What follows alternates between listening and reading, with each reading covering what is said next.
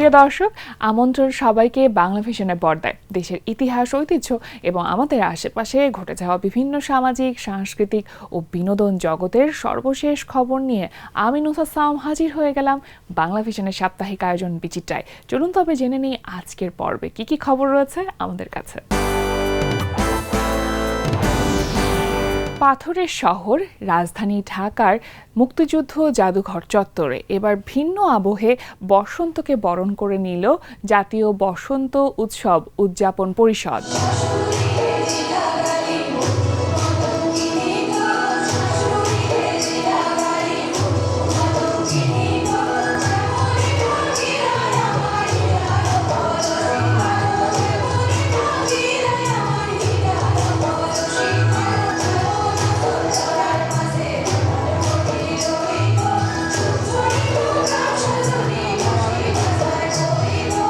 জরাজীর্ণ শীতের রুক্ষতাকে পেছনে ফেলে প্রকৃতিতে লেগেছে ফাগুনের আবহ। ইট পাথরের ধূসর ঢাকার কোনো কোনো জায়গায় সেজেছে বাসন্তী রঙে। প্রতিবারের মতো এবারও বর্ণাঢ্য আয়োজনে ঋতুরাজ বসন্তকে বরণ করে নিল জাতীয় বসন্ত উৎসব উদযাপন পরিষদ।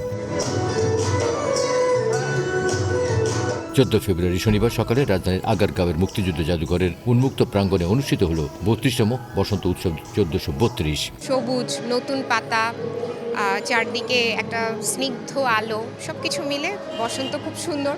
আর আমি যেহেতু নৃত্যশিল্পী, আমি একটু বেশি সৌভাগ্যবতী, কারণ ছোটবেলা থেকে আমার বসন্তটা শুরু হয় নাচ দিয়ে, এরকম আনন্দমুখর আয়োজনের মধ্য দিয়ে। আমাদের সবার একটাই প্রত্যাশা, আমাদের দেশে সবসময় যেন শান্তি বিরাজ করে। ভোরের কুয়াশা ভেদ করে বেঙ্গল পরম্পরা সঙ্গীতালয়ের শিল্পীদের যন্ত্রসঙ্গীতের মধ্যে দিয়ে উৎসবের শুভ সূচনা হলেও শেষ অবধি ছিল বিভিন্ন সাংস্কৃতিক সংগঠনের শিল্পীদের অংশগ্রহণে দলীয় ও একক আবৃত্তি, নৃত্য ও সঙ্গীত পরিবেশনা। যত বেশি উৎসব হবে মানুষ তত কাছে আসবে, পরস্পরের নৈকট্য লাভ করবে, মানুষ মানুষকে ভালোবাসবে, সৌহার্দ্য স্থাপন করবে এবং মানুষের প্রতি মানুষের মায়া বাড়বে।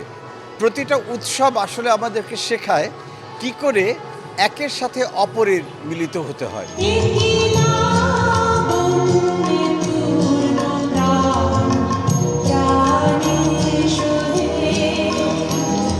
খুবই ভালো লাগছে একজন নৃত্যশিল্পী হিসাবে, একজন সাংস্কৃতিক কর্মী হিসাবে এ ধরনের আয়োজন আমাদের সবসময় খুব আনন্দ দেয়।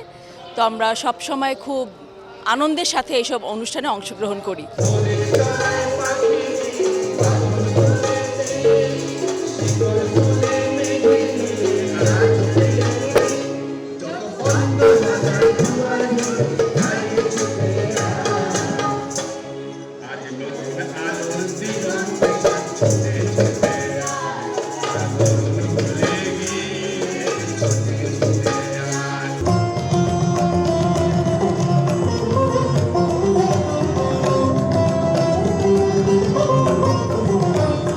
বসন্তের যে রং, সবগুলো রং মিলেমিশে যে একাকার একটা উৎসব মুখর পরিবেশ, এবং আমাদের দেশের এই পরিস্থিতিতে আমরা এই উৎসবটাকে সুন্দর করে উদযাপন করতে পারছি, এটাই আমাদের অনেক বড় পাওয়া।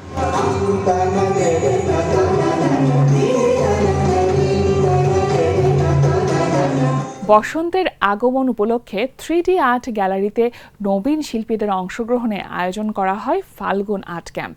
এখানে শিল্পীরা তাদের তুলির আঁচড়ে তুলে ধরেন বসন্তের রং।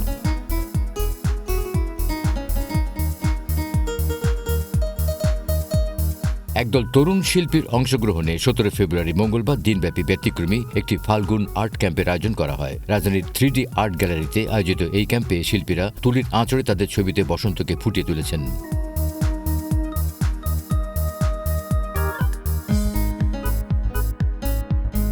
পলাশের রাঙা ছোঁয়া, কচিপাতার সবুজ স্বপ্ন আর রোদের কোমল উষ্ণতায় ভরে উঠবে আমাদের দিন। এর প্রত্যাশায় 12 জন তরুণ শিল্পী ও প্রয়াস স্কুলের শিক্ষার্থীরা একসাথে এক ছাদের নিচে চিত্রাঙ্কনের মধ্যে দিয়ে ফুটে তুলেছে বসন্তের রং, অনুভূতি আর নবজাগরণের গল্প।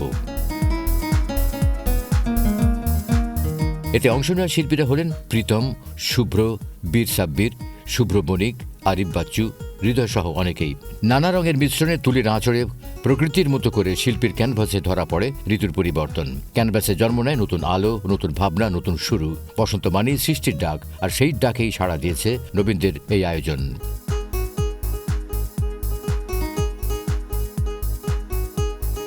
রাজধানীর 5 তারকা হোটেল রেডিসন ব্লুতে রমজানে ইফতার ও সেহরির অনন্য সুস্বাদু খাবারের পসরা নিয়ে একটি সংবাদ সম্মেলনের আয়োজন করা হয়।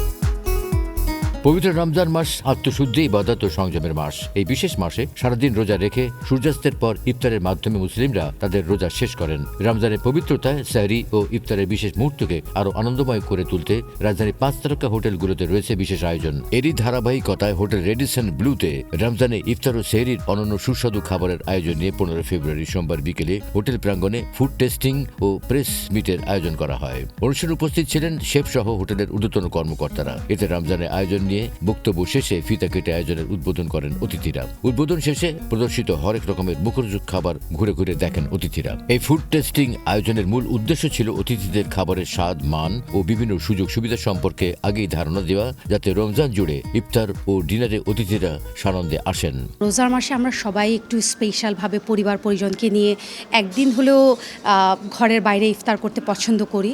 আমরা আসলে ওই জিনিসটাকে মাথায় রেখে এই আয়োজন করেছি যে আমরা আপনাদের এই আনন্দটা আরও কতটুকু স্পেশাল করে আপনাদের কাছে দিতে পারি। নানান পরিবেশনার মধ্য দিয়ে নৃত্যশিল্পী ফাউন্ডেশন বাংলাদেশের প্রতিষ্ঠাবার্ষিকী ও বসন্ত উৎসবের আয়োজন করা হয়।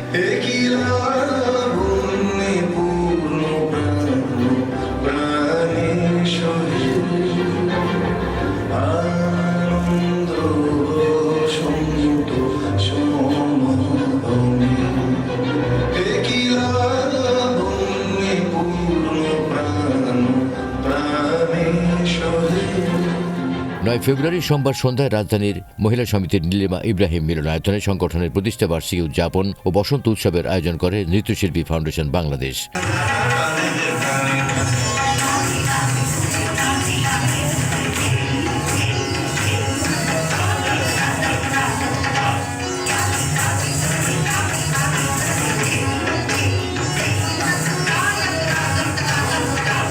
সারা দেশের নৃত্যশিল্পীদের কল্যাণে 2024 সালে যাত্রা শুরু করে নৃত্যশিল্পী ফাউন্ডেশন বাংলাদেশ নামের এই নয়া প্ল্যাটফর্ম।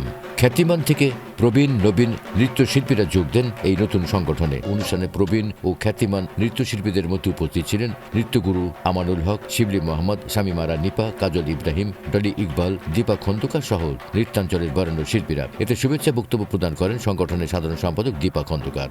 অতিথিদের আলোচনা শেষে হয় নৃত্যানুষ্ঠান। ঢাকা বিশ্ববিদ্যালয়ের কলা ভবন সংলগ্ন ঐতিহাসিক বটতলায় বসন্ত উৎসবের আয়োজন করে সাংস্কৃতিক সংগঠন সমগীত। এতে নানান পরিবেশনার মধ্য দিয়ে শিল্পীরা বসন্তের নানান দিক তুলে ধরেন।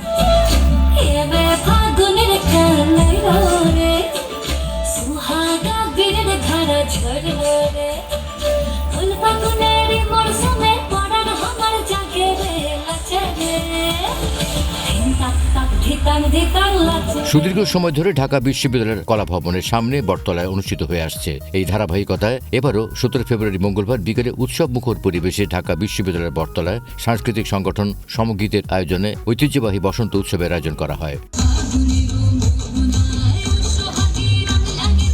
কলা ভবন প্রাঙ্গণে আয়োজিত এবারে বসন্ত উৎসবে সমগীতের শিল্পীদের পরিবেশনা হয় গান, আবৃত্তি ও নৃত্য পরিবেশনা। এবারে আয়োজনে ছিল বসন্তের রঙে, গানে, নৃত্যে, ভাবনায় ও বন্ধুত্বের একসাথে উদযাপন। 2 দশকের এই ধারাবাহিক আয়োজন কেবল একটি উৎসব নয়, বরং প্রকৃতি, সংস্কৃতি, সম্প্রীতির এক মিলন মেলা। নতুন প্রজন্মকে সাংস্কৃতিক চর্চায় সম্পৃক্ত করাই ছিল এই আয়োজনের অন্যতম লক্ষ্য।